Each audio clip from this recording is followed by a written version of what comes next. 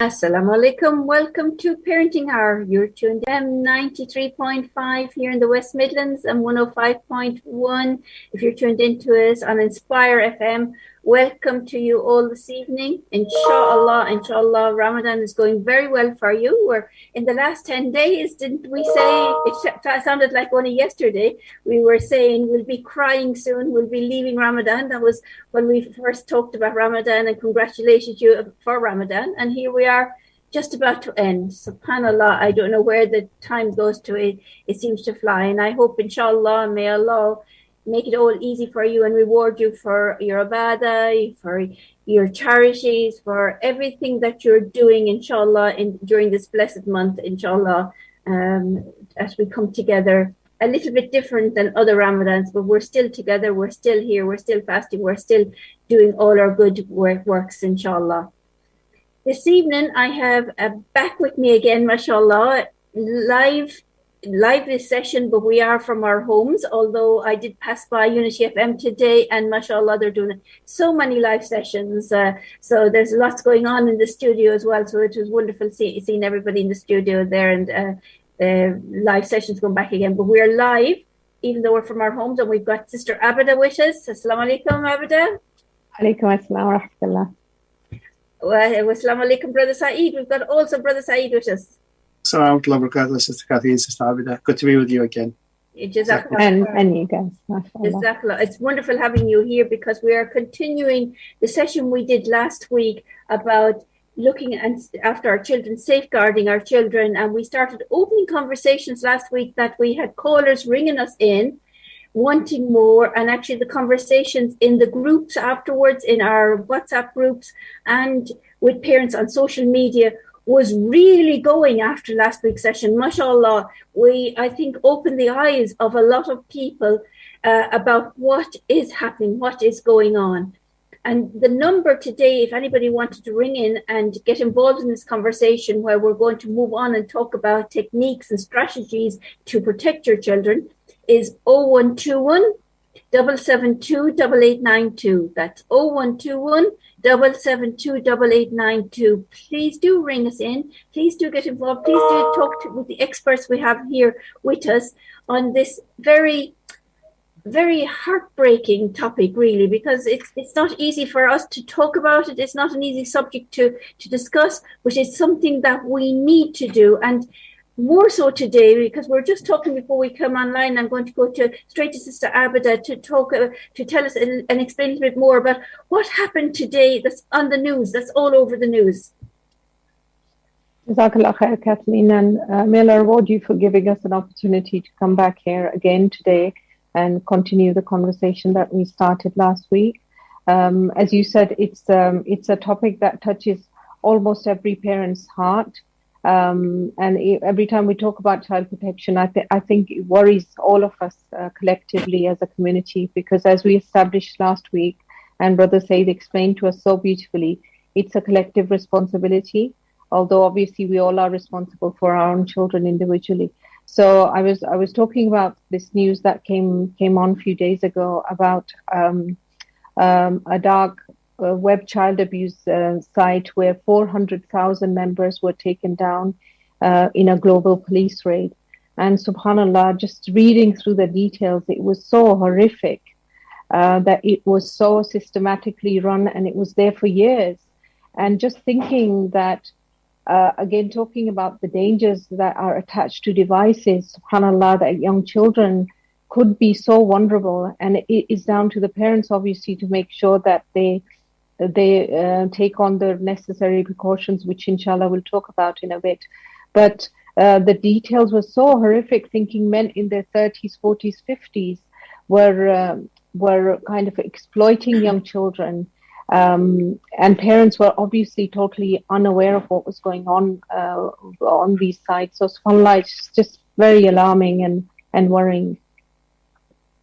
It is that something like this can be going on in the background, because we don't think, and we mentioned this last week about stranger danger, and that we think that when we're thinking of safeguarding, we don't think of it in our home where all the doors are locked and the windows are locked, and our children are either upstairs or in the room next door, or even sometimes in the same room, that they're actually in danger. Absolutely. And I think as parents, because we it's almost like we have to relearn the whole thing and understand this concept and become quite even if we can't become experts, we have to become quite comfortable in terms of managing the devices and understanding how to invest in the right softwares and protection for the children to make sure that we keep keeping them safe, inshallah. Inshallah. So let us revise a little bit for myself and for anybody else that is has a little bit forgetfulness since last week, because so much has happened since last week, of what did we actually cover before we move on, so we can bring it up to the forefront of people's minds. So if we can have a little revision first before we move on. Inshallah. Bismillah ar-Rahman ar-Rahim. Alhamdulillah. Salatu wassalamu ala Sayyidina Muhammadin wa ala alihi wa sahbihi wa man wala. So last week we spoke about the responsibility, as Sister Abeda said, the responsibility lies on everyone who is concerned with the care of that child. Prophet said, "Kullukum ra'in wa kullukum mas'ulun an ra'iyat." Every one of you is a shepherd, and every shepherd is responsible for their flock. So a man is responsible for his family, a woman is responsible for her own household, and a person in a position of authority is responsible.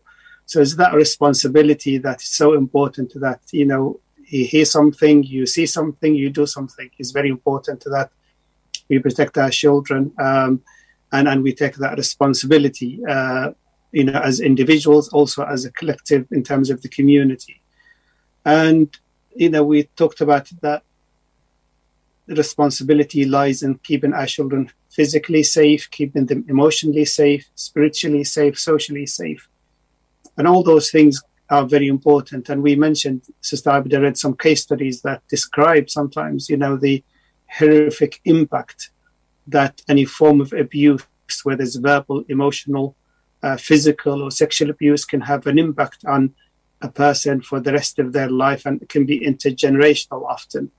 And it's very important that we deal with that, and we recognize that our responsibility is to protect our children. The Prophet ﷺ said, "Kafa bil mar'i ithman an yudayyi' man yaqut wa man ya'ul." Is enough sin for a person to lose those who come under their guardianship or their supervision. And everyone is responsible and will be made accountable. So one of the beauties of having children is that, as we said last week, they are a gift from Allah subhanahu wa ta'ala, and they are the most precious gift we have in this life. And how can we protect that gift that Allah has given us, and that blessing that Allah has given us in our children? And the Quran talks about the children as a gift from Allah subhanahu wa ta'ala. And they say, one of the righteous people said, for every tree you have fruits, and the fruits of the heart are our children. And we need to look after them so they can be, inshallah, resilient in this life. They can be productive. They can grow to be positive citizens because they've been protected and they've been safeguarded. And then there can be a sadaqah jariyah for us when we leave this world and when we depart this world, and when we're no longer able to do things for ourselves. Inshallah. MashaAllah, very good summary for us, MashaAllah, indeed. And it's lovely that we bring in our Quran and our faith to this to be able to help us. And, we're looking at our children as fruits, MashaAllah. It is wonderful that it's that process, isn't it? It reminds me of the tree. I was actually, when I was driving out from Birmingham to home, the last time I'd been there must have been a while ago, because the trees were had all leaves on them, and I was just looking at the nature. And blossoms. Did you see a lot of blossoms today, Kathleen? Lots of wonderful things. Yeah, MashaAllah. subhanallah. Beautiful, Subhanallah. MashaAllah. It's beautiful in that cycle, indeed. And that cycle continues, and more so parents need to be aware of their children, the cycle, that their children are growing up so quickly that they need to be on top of this, that they need to be ahead of this, that they need to be proactive, as we say, not reactive to things. And often they are reactive because they feel that they're still little, they're still young, they're too young for this. Oh, how can I open this topic? What can I say? How should I be talking? And then it's too late. So what advice can we give parents to get in early and start opening this topic and to be proactive parents?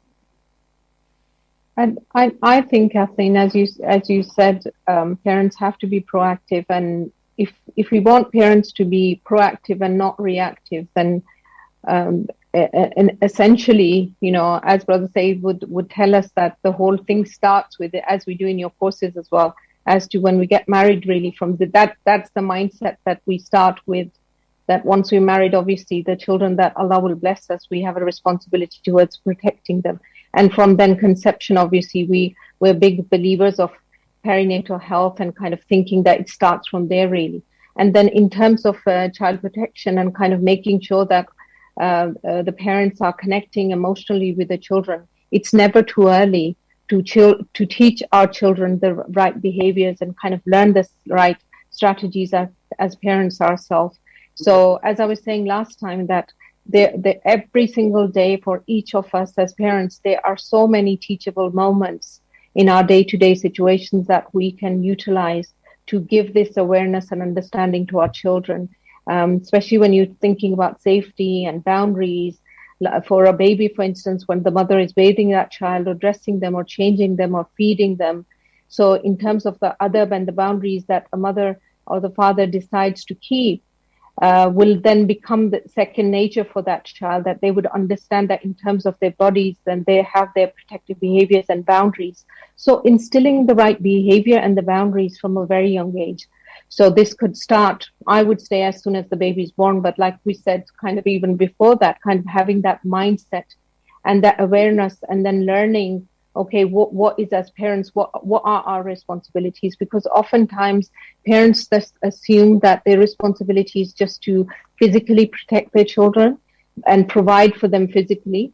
But as we establish that children are so reliant on their emotional, psychological, spiritual, mental well-being and protection. And harm is obviously, it comes through all these forms. And traditionally, even with domestic violence, as we know, there used to be a time when domestic violence was just measured through body bruises or whatever. But now, subhanAllah, we know that the criteria that we see is all about, it's very important in terms of coercion control, or whether it's emotional, psychological, spiritual, or financial. So the nuances are so deep. So I think it's never too early, and obviously it's never too late. I don't want parents to worry that those who were not so proactive to begin with, because each one of us, it's every day is a learning opportunity, right? So if we haven't started as early, it's never too late. It's never too late to learn the right thing, and may Allah protect all of us. So starting early, and then starting whenever Allah gives us the tawfiq, inshallah. So every day is an opportunity, making sure that we're using the right language. And we'll talk about a little bit about language and emotions and feelings, because all those things are very relevant in terms of how parents can help their children, and how caregivers, whether it's teachers from the madrasa or for Sunday school or the neighbors, because we know that as a Muslim community, it's a collective responsibility. So grandparents, aunts, uncles, everybody has a role to play, and everybody should be interested in learning the right way, inshallah. MashaAllah. And I totally agree. It's never too early. We have to be there practicing ourselves at home as parents, what we want our children to learn from us, because they soak it up. They just don't. They just soak everything we do, everything we say, every expression, and do it themselves. So if we're telling our children to protect yourself and understand your haya and what areas to cover, we need to be doing that at home, and not walking around naked in the rooms, which I'm not saying our families do, but in some families are very different, and some families don't have the same concept. So, Brother Saeed, can you remind us of some of the Islamic reasoning behind this, of knocking on doors, etc.? Can you remind parents of that, because that's really important to understand the Islamic references? Absolutely. Jazakallah khair. There are so many references in the Quran and the Sunnah of the Prophet ﷺ. So Allah Ta'ala said, Ya ayyuha alladhina amanu la tadkhulu buyutan hatta tasta'dinu wa tusallimu ala ahliha. Oh, those who believe, do not enter houses until you ask permission. And then you say salam. And it's part of our tradition that even when we knock on someone's door, we stand to the right-hand side or left-hand side to give those people dignity and privacy. Similarly, that children are encouraged, to knock on their parents' doors, at certain times. That's really important. One of the principles of our akhlaq and manners and conduct is haya. Prophet ﷺ said, haya is part of the iman, shu'bah is branch of the iman, having modesty and having haya.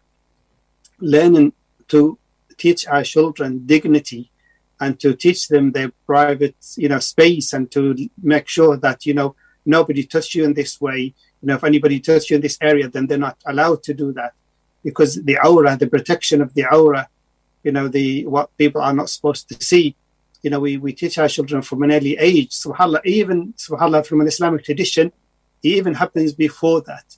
When husband and wife have an intimate relationship, they are encouraged to seek refuge in Allah from the shaitan. If they are granted a child, they ask Allah for that child to be protected from the shaitan. And that's even before the child is born, or even before that child is conceived. And that's the mother of Maryam, alayhi salam, when she said, to Allah subhanahu wa ta'ala, that I have given my daughter to serve you, and I seek her in you from the shaitan. I seek refuge for her and her offspring in you, talking to Allah subhanahu wa ta'ala from the shaitan. So it's very important that we do that. Protection comes even before. Islam is prenatal as well as postnatal.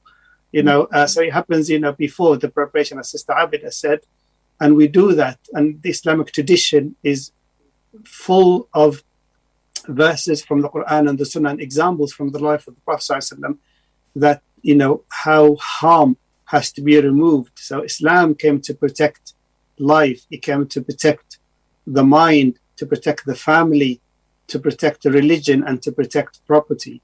So if we can think about that, is all those dimensions, the spiritual dimension, the physical dimension, the social dimension, the ability to be able to live a fulfilled life without the threat of any harm coming to that child. And harm has to be removed. One of the principles of our faith is that harm must be removed, and harm always has to be removed first. Inshallah.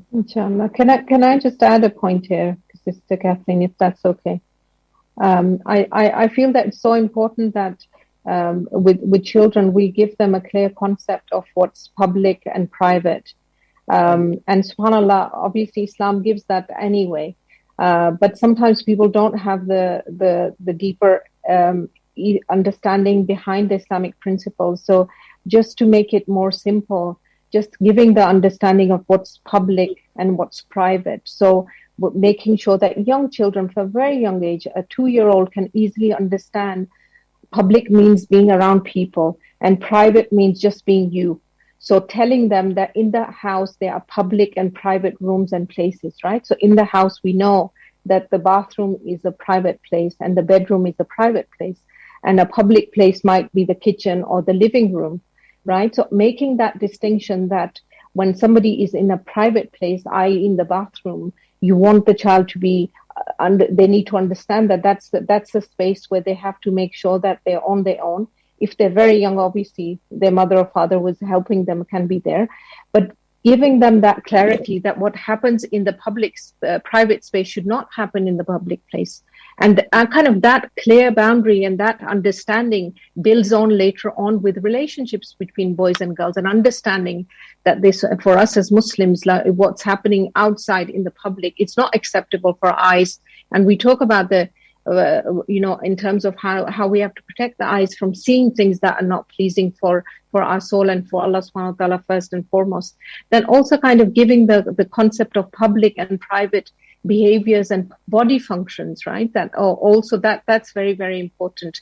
And then public and private clothing. So there are things that our children wear on top of their clothes, and there are obviously certain things that are underneath the garments, the underclothing. And for young children who understand that they cannot export, they cannot take their undergarments off in a public place. And unfortunately, statistically speaking, a lot of young children, very young children, primary school children, 3, 4, 5 years, are sometimes sexually abused by their peers in schools. And they don't understand the concept of public and private. And I think it's so important for parents to understand that and simplify this concept. So I think this understanding of public and private can be used as an effective tool for our children, inshallah. Just to add to that, it's very important just to highlight to the children that nobody should touch you in your private area, your private parts, you know, and if that really should be drilled into children from an early age, you know, to definitely children. And is one of the things that is really important. Allah subhanahu wa ta'ala said in the Quran, وَلَقَدْ كَرَّمْنَا بَنِي آدَمَ, we have given dignity to the children of Adam, meaning that every person deserves that level of dignity and respect, and have their own privacy respected and valued. And because it can, as we know psychologically, and as we all know in terms of, you know, when it comes to counseling, we often see the impact of, you know, exposure to, you know, where people don't have that modesty, they don't have that haya to apply boundaries and to establish boundaries for our children. Then children learn and they grow up knowing that, you know, this was made acceptable by the parents or the caregivers, and they didn't put any boundaries. And then the children grow up thinking, well, this is okay, this is acceptable, when it in fact is not acceptable. So it's how we make sure that by building resiliency in our children, we give them the tools, we give them the information, but also more importantly is we model that behavior of haya and modesty in our homes, and how we respect our children's privacy, and show them that, you know, you are entitled to that privacy. Nobody should violate your space, or, you know, in terms of, you know, or to touch anybody inappropriately. Definitely. And I'm sorry, Kathleen, we just started to decide to bounce off each other and just leave you to the side for one more second, if I may. So I'm just thinking the concept of understanding the concept of mahram and non-mahram, and from a very young age, because in the traditional cultures, whether it's Arab or Pakistani or Bengali, whatever, people don't really traditionally understand this whole thing. So all your cousins are your brothers, and all your cousin sisters are your sisters, are kind of really, which they are, obviously we're all brothers and sisters in our faith, subhanallah, and all sons and daughters of Adam, no doubt. But understanding that, what does that mean? So when somebody is your mahram or not mahram for a young age, what does that mean in terms of your boundaries? And that principle in terms of safeguarding is so beautiful, and it's such an innate protective behavior. That if we can start off with that as well in terms of educating our children, and that starts from home, because if mom and dad are not keeping those boundaries, and then it becomes very difficult and contradictory for our children to adhere to those boundaries.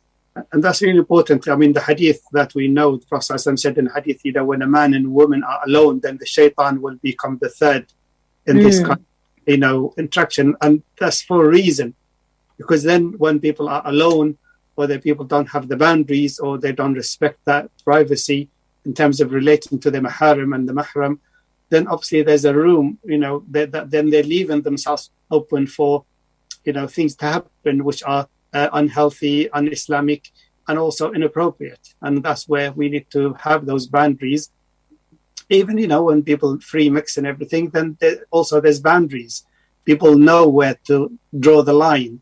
You know, if there's, you know, family kind of, you know, gatherings, or they mix, but there's still that level of dignity, there's still that level of haya, and there's still that level of having healthy boundaries, that people don't step over those boundaries. MashaAllah, you've naturally brought the conversation where I was wanting to lead it yourselves, MashaAllah, which is wonderful. And when you were talking there, and you're talking about the family and the extended family, because we often think of dangers of being on the internet maybe, or, you know, as we said, stranger danger, but not in relation to the family or to people we know. So it's good here making this distinction between the mahram and the inner family and who is not that, because grooming as weak is one of these things that do happen to children. It takes months, years, it happens to build that relationship, build that closeness. And because it's a person that is trusted by that child, that can perceive to be in that nuclear family, but it's often not, of course. It is somebody coming in that's making their presence, they're sneaking in, for want of a better word. Yeah, kind of like that snake and getting in and trying to build that relationship there. How can parents, and I know we're going after the break now, and we're probably going into the commercial break, in less than a minute actually, so we won't have time for going into this, but probably I wanted to go to the solutions now, how parents can find those solutions when we come back after the commercial break and what they can do. So parents, if you're listening in, please tune in after this commercial break, where we're going to give you a lot of solutions for you to be able to help your children, to protect your children, and not just your child, but other children, because you want to pass on this message, inshallah. So please do tune in to us after this commercial break, inshallah. Assalamu alaikum. Assalamu alaikum. Welcome back to Parenting Hour. You're tuned in to Unity FM 93.5 here in the West Midlands and 105.1. We're live, and we're live on our phone lines as well. If you'd like to ring in, it's 0121 772 8892. This is the second part of a two-part series where we're talking about safeguarding. We've got Sister Abeda and Brother Saeed, mashallah, in with us here live talking about this and talking about the signs, symptoms, mashallah, and what we were doing and how we should be looking after our children and modeling the best way as parents. We were about to go into some strategies now. Time goes very quickly, so I'm talking a bit quicker because there's a lot to get in the second half about strategies here and what to use. But before we talk about that, Sister Abeda, how would younger children kind of express themselves if there was something going on? What would come out? Would it be in language, or would it be in behavior, or how would they express because they will pick up, children are very sensitive, they're very true, they will know there's something not right and they will express that, but they'll express it in a different way. How can parents then pick up on those expressions? How will they express themselves? So I think it's important for parents to try and connect with the children's emotions and feelings, and from a very young age, mothers and fathers especially have to try and give the children the right vocabulary, because oftentimes children might be feeling something, but they won't have the right words to express their feelings. And then when they are frustrated and they're not expressing themselves or not able to express themselves, what happens is that we see children acting out. And if they're acting out due to frustration or hurt or upset, then what parents focus on is on the bad behavior, and it becomes a negative spiral often. And we see that in our parenting work that we do with children a lot. But kind of really exploring simple things like, how does a child know? How do they feel, for instance, when somebody's hurting them? Do they feel scared? Do they feel sad? And those are simple scenarios that moms and dads with young children can explore. So how does a child feel if they are feeling safe or unsafe, for instance? Physiologically, obviously, and emotionally, something changes in a child, isn't it? And for us as well, adults, when we're not safe, how does it make us feel when we're not feeling safe? Because oftentimes on the top, as we know, when we look at the anger iceberg, oftentimes the emotion that is very fight and flight available all the time is anger, isn't it? Sometimes when we are sad, we express anger. When we are disappointed, we express anger. But obviously, in terms of the wealth of emotions that Allah subhanahu wa ta'ala has given us, it's important that parents start thinking about the emotional intelligence and the relational intelligence for our children, inshallah. MashaAllah. And I hear that at times children will say, I've got a headache in my stomach, for example. They cannot express themselves. They know there's something wrong. Yeah, definitely. They can't, but they know. And if you remember last week, I brought to you guys the case study of the young boy who was sexually abused by his uncle when he was from the ages of 4 to 9 or 10. And he would at night, actually, he would have tummy cramps. And there were physical signs, obviously, because of his anxiety and what he was going through. He didn't have the vocabulary, he didn't know what to say to his mum.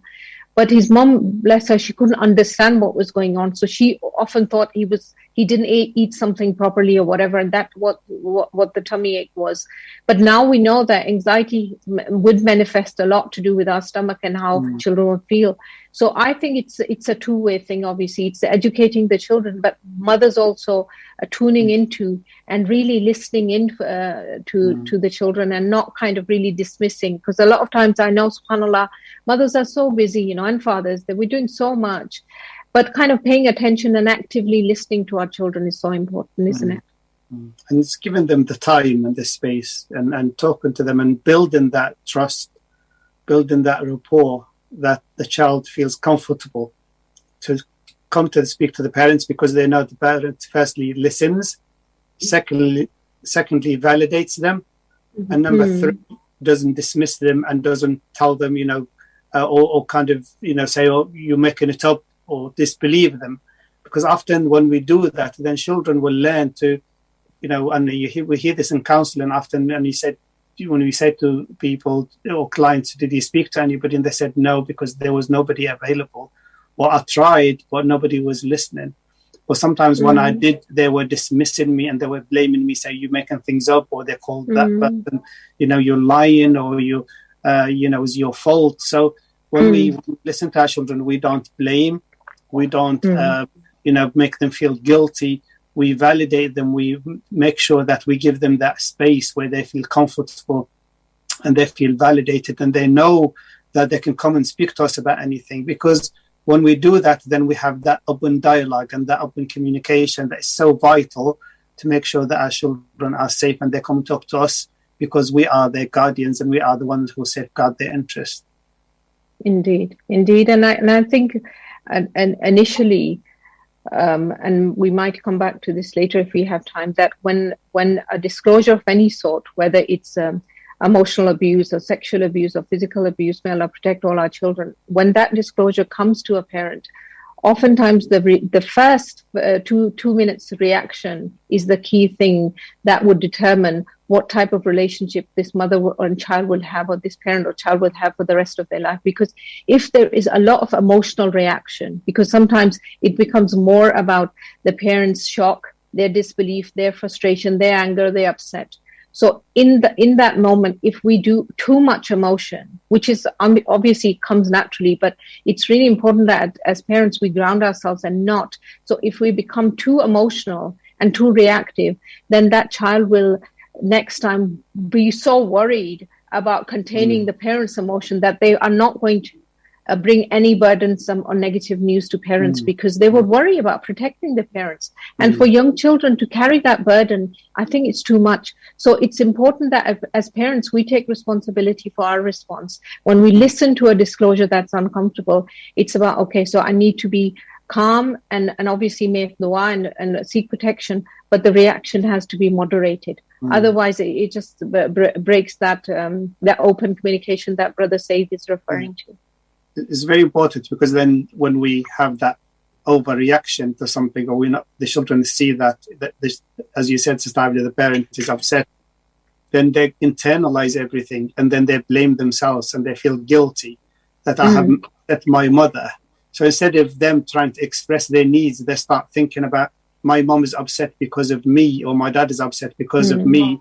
And then they shut down and they don't speak about their pain or what they're going through. So it's really important that the adult here takes responsibility, and part of being resilient in terms of our own parenting is to take responsibility for our own emotion and our own feelings, and also not to, make sure that child is given the right, amount of space, time, and also, being able to speak without fear of upsetting the parent. That's really hard. I'm just sitting here thinking as a parent, and I put myself in the parent model now, not the trainer's model, and I'm thinking, my children, alhamdulillah, they're more grown up now, but if they were younger and came home, how would I react to something like that? How could I hold it in? What kind of training would I need to be able to contain myself? Yeah, subhanAllah, it's very hard. And it reminds me of somebody in one of the sessions said that their heart was screaming, but they bit their tongue. That kind of restraint, that it's obviously extremely painful for any parent to hear any disclosure. But the thing is that when we're hearing that does not mean that it stops there, because what is very counterproductive and horrible is when parents just brush things under the carpet. There is a protocol, obviously. We receive information, we need to now do something, because obviously if any zulm has happened, we need to now rectify, do something about that. And that's obviously another discussion. But kind of teaching the child to just pretend it didn't happen or brush it under the carpet, because as we established, a lot of times the perpetrators can be extended family members or neighbors or people that feel that the child would normally feel safe around. So then kind of thinking that it's best to not say anything is never ever an option. And that's something so important, that something has to be done, whether it's taking that to the police or the social services or the local elders, or something has to be done. Not doing something is never an option.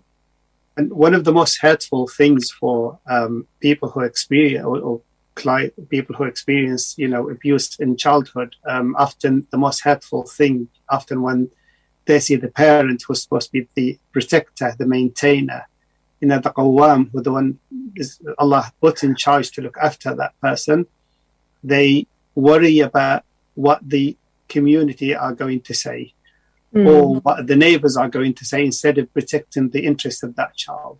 Indeed. And that's very, very hurtful for those who are being oppressed and abused, because they often see that, where was my parents when I needed them to protect me? They're worried about their reputation or what people are going to say, instead of thinking about me and my pain. And that's very, very difficult trauma to shift. Even in adulthood, after so many years of therapy, it never heals, because they feel that pain of the person who was there to protect them, and they just turned away and looked the other way and didn't do the right. Really difficult. So a lot there for our parents to learn, a lot for them to understand. And we talked about the vocabulary. Is there any other signs, we talked about the behavior as well, that parents need to know, something that parents need to know to be able to pick up on these things? I think for children, subhanAllah, Allah subhanahu wa ta'ala has given us an alarm system within our bodies. So kind of teaching our children that, what is my body telling me if I'm not feeling safe? So when we're not feeling safe, as adults, we also know that we're in a situation where we're not feeling comfortable. There would be physiological symptoms, like, our cheeks might become red, or our mouth might go dry, or, our hair on our neck might stand up, or we might have a sudden headache, or our heart starts pumping, and our legs become jelly-like, or so all those symptoms are basically nature. Allah subhanahu wa ta'ala, our fitri kind of alarm bell goes off, and attuning our children to listening to their bodies is very important. And that's subhanAllah, a safety seeking measure that children should know, and they should be able to identify and highlight and say to adults, I don't know why I was feeling like this, but this is how I felt. And then obviously parents or adults around that child taking what was going on, kind of scanning and checking, was it around an adult? Did somebody say so? And this is not about generating hypervigilancy. Kind of, we're not saying that by kind of attuning to these behaviors, children are going to become less resilient or anything, or they're going to be hyper conscious or everything. This is basically giving them a tool to listen to their bodies, and that's the starting principle of protective behaviors, I believe. And also looking for signs when we start seeing or noticing, obviously, the changes, as Sister Abeda said, in the physical sense, but also in the behavior sense. When a child starts to become withdrawn, child start to do certain things, or say certain things that are inappropriate, or start behaving in a way that is not really conducive with how they've been brought up by the mom or the mother or the father. Or they might notice, they behave in a certain way when there are certain people around. Those kind of things, we just need to be mindful and kind of, keep an eye on things and be vigilant in the sense, to not be vigilant in terms of increasing our level, as Sister said, of anxiety, but in terms of to look for things that are not really in line with how that child normally behaves. And there's something going out of sync. Definitely, in our community, subhanAllah, one of the things that so many people that brothers Saeed and I have worked with, where they would talk about abuse in the madrasas, for instance, traditionally, where in the madrasa there would be physical abuse, for instance, with the stick, kind of reprimanding people who are not reading the way they should. And for parents to not understand that if the child is screaming and yelling at that time, 4 o'clock, they don't want to go to the madrasa. Understanding what's going on, why is this child so reluctant, rather than labeling them as lazy and just not conscientious and not connecting with their deen. It's about understanding how are they feeling, what's going on, and like Brother Saeed said, kind of matching the emotion. So if the child is resistant to something, so they were going to their uncle's house or whatever, and suddenly they are, they don't want to go, they're throwing tantrums, they're feeling uncomfortable. So investigating, understanding, rather than labeling the child, because oftentimes it's a quick fix, isn't it? Mothers and fathers are so busy. It's so easy in a way to just label the behavior as bad behavior and not go underneath the behavior, which is something that we all need to start practicing, inshallah. Inshallah. And as have the last 10-15 minutes left in the show, we probably need to give parents some tools now to be able to use, to be able to think about, to be able to learn. I mean, we're talking about very briefly here. We're really summarizing a lot of what we're doing, but we are going to be repeating these sessions again in different mosques, in different centers, inshallah, over this month of May. So parents, if you're tuned in and want to find out more and want to kind of come and get involved in the deeper discussions, please do contact either the studio at Unity FM or contact Approachable Parenting, and we can tell you more about them. And we're going to have them in different languages as well. So we do need the messages to get out there, inshallah. This is a project we're working with Near Neighbours to really get the message out there to all our mosques, all our parents, to come out of Ramadan with different skills and new skills, really looking after our families and our communities, because we need to open our blinkers now and be vigilant and see what's happening and be proactive, even if it's not happening to us. Alhamdulillah, that doesn't mean it's not happening to somebody we might know. So we need to be able to help them indeed and get these messages across to them. So inshallah, what kind of messages can we give our parents now? Where can they start? I know we didn't even talk about secrets, and probably we could spend the whole 15 minutes left talking about secrets, but that's something for parents to start with, it break down the difference between keeping some secrets, like a birthday, where you're buying a birthday present and hiding that present, or an Eid present, for example, and you're not telling we're buying something for Baba, and we're not going to tell Baba what we're buying because it's a secret until Eid day. Keeping that compared to other secrets that we shouldn't be keeping. Definitely, and kind of teaching children, like you said, what's a safe secret, and again, what's an unsafe secret. So the concept of unsafe secret would be somebody's tried to touch your private parts, for instance, or if somebody's hurting you, or if you've noticed that your sister has a secret friend on internet, and you've noticed, and she's told you not to tell mommy and daddy, things like that. So from a very young age, kind of giving our children the understanding of safe secrets, as you said, the beautiful ones where they're allowed to, as opposed to unsafe secrets.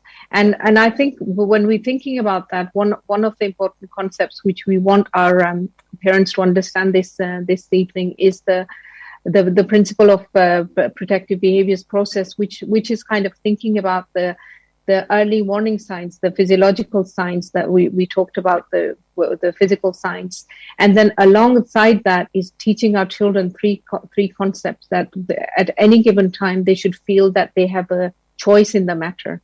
So choice is very important, and alongside choice they have some control. And with that control, there's also the concept of time limit, that whatever is happening, they're not exposed to something where there's they don't know when it will start and that it will finish. And we often, Kathleen, you explain it better than I do when you talk about the roller coaster. So I'll hand it back to you, inshallah, if you want to expand on this quickly for us. Oh, the roller coaster, where some of us really love feeling that fear. So we love to go on that roller coaster or listen or watch that scary movie, because that is something we want to feel, that fear. And that's good. We all need to know where we are with that fear. But sometimes some things make us fearful and that are not good for us. And just recognizing that it is a continuum and that we may change at times. And it may be that the roller coaster, we want to go on it, but if we're pushed on it by somebody saying, oh, you're a sissy or you're a coward, that's not a good feeling to have. But if you're willing and want to go on, you have that choice and you have that time that you know it's going to be over and you're willing to do it, that's a different type of an enjoyment. So you're actually enjoying that time of that emotions going on, or those reactions, those chemicals going on inside you when you're going through that process of going up and down. So it's very different. It's hard to explain it like this very quickly over the radio, but there is sometimes that we can be in situations that we want to be in it, but going back, I suppose, to that choice, that time control, and that absolutely the choice, the control, and the time limit. Time limit, yes, thank you. So that's really important. Absolutely, and for children to understand that if they're physically feeling some sense of danger, and they're also pushed in a situation where they feel that their choice and control is taken, then it's really important that what we often say is that you stop, you feel, you think, and then you act. So those things are really important as if we're talking about tools. And also, we also advise our parents to kind of encourage children to have, we talk about the safety hand, that they should at any given time have 5 people that they can identify. They know that they will listen to me, and the child will know that these people will believe me if I go and say something to them. So it could be mom and dad on one finger, it could be grandparents, it could be a named aunt or uncle that they trust and connect with, it could be a teacher, it could be somebody in the madrasa. But obviously we want our children to understand that they can ring 999 if they want, or child helpline, for instance. But children should understand this, because a lot of our children are obviously, if they're in mainstream schools, they will understand these concepts, hopefully. But sometimes children who are homeschooled or are not in mainstream education, for instance, it's important that we explain to them this concept of making sure that they have a safety team. And revising that with our children, often asking, okay, who would you like to put on your safety team, inshallah? That's really good. And we will put up those concepts after we do the other Zoom sessions with the mosques. We will have some sort of a brief summary that we can give out in a leaflet for parents that will attend. It's difficult to give it out on Unity FM because we don't know how many people are tuned in. But if you come and want to come to the other session, want to find out more about it, we will have those concepts there. We will be able to send out a neat reminder of what we're talking about, indeed, to make it easier for you. I'm going to go back to Brother Saeed and to talk about other safety strategies now, other top tips, Brother Saeed. I'm sure you have a number of them there that you can go through for us, inshallah. We have about 5 minutes left, or 4 minutes left, actually, to go through some of your top tips. Trying to be very brief, inshallah. Kathleen. So firstly, because the parents had this, they might be hyper vigilant, and then they stop, allowing their children to do the normal things that children do. So the first thing is, don't isolate your child as long as you know they are safe, they are healthy, and they are protected. So I would really encourage parents, before you entrust your children to any kind of agency or person, you do your research before, you ask questions, you make sure that person has the best interest of the children first. So the first thing is do our homework, when we entrust our children to other caregivers, whether they happen to be, school, in madrasa or a mosque or anywhere, that we make sure that, there are proper training, facilities, policies that will protect our children. So that's the first thing. So don't isolate your child, but make sure they are safeguarded. That's the first thing. Number two, take interest in your child's world and what they are interested in. So if they're interested in particular sport or activity or online activities, make sure that you understand what they're doing, who they're doing it with, and what are the risks, what are the safeguards that are in place. That's really important. Number three, remember that you are in charge. As the Prophet ﷺ said, "Kullukum ra'in," every one of you is a shepherd, and every shepherd is responsible for their flock. So the responsibility first lies with the parent. Number four, create family rules and guidance in your own family. Have family rules that you all buy into, and the children also participate in that, and they draw their own policies regarding and their own rules regarding the use of technology or the use of certain things or how the household behaves. And children, so we empower our children to think and to start putting things in place regarding boundaries. Number five, learn, and Sister Abeda spoke about Exam al-Khair, is about make sure that our children learn about privacy and what is appropriate and what is not appropriate. Number six, help your child to think critically and to learn critical thinking.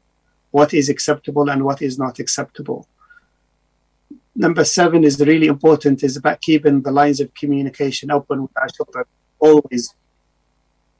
And then number eight is making sure that we have balance in our family life and balance between what is, all the aspects of life that we need to establish for our children in a healthy and resilient manner.